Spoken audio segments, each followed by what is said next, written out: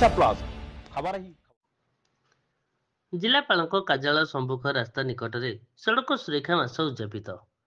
ଢେଙ୍କାନାଳ ଜିଲ୍ଲାରେ ସଡ଼କ ସୁରକ୍ଷା ଦୁର୍ଘଟଣାରେ ମୃତ୍ୟୁର ହାର କମାଇବା ଲକ୍ଷ୍ୟ ନେଇ ଜିଲ୍ଲା ପ୍ରଶାସନ ଏବଂ ଆଞ୍ଚଳିକ ପରିବହନ ବିଭାଗ ପକ୍ଷରୁ ଜାନୁଆରୀ 1 ତାରିଖ ଠାରୁ ମାସ ତମାମ ଏହି ମାସଟିକୁ ସଡ଼କ ସୁରକ୍ଷା ମାସ ଭାବେ ପାଳନ କରାଯାଇଥିଲା, ଯାହା ଆଜି ଶେଷ ହୋଇଛି। ଏହି ଅବସରରେ ଜିଲ୍ଲା ଆଞ୍ଚଳିକ ପରିବହନ ବିଭାଗ ପକ୍ଷରୁ ପ୍ରତ୍ୟେକ ମାସ ତମାମ ବିଭିନ୍ନ ସଚେତନତାମୂଳକ କାର୍ଯ୍ୟକ୍ରମ ବିଭିନ୍ନ ସ୍ଥାନରେ କରାଯାଇ ସଚେତନତା କରାଯାଇଥିଲା। ଆଜି ଶୁକ୍ରବାର ଦିନ ପୂର୍ବାହ୍ନ 11ଟା ସମୟରେ ଜିଲ୍ଲାପାଳଙ୍କ କାର୍ଯ୍ୟାଳୟ ସମ୍ମୁଖ ରାସ୍ତା ନିକଟରେ ଉଦ୍ଯାପନୀ ଉତ୍ସବରେ ପାଳିତ ହୋଇଯାଇଛି।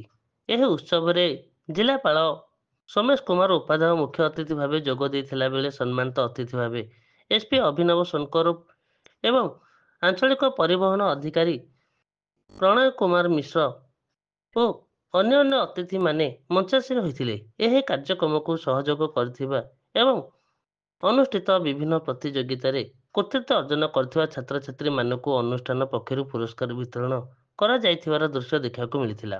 ଢେଙ୍କାନାଳରୁ ବଳରାମ ଶଙ୍କର ରିପୋର୍ଟ, ଓଡ଼ିଶା ପ୍ଲସ୍।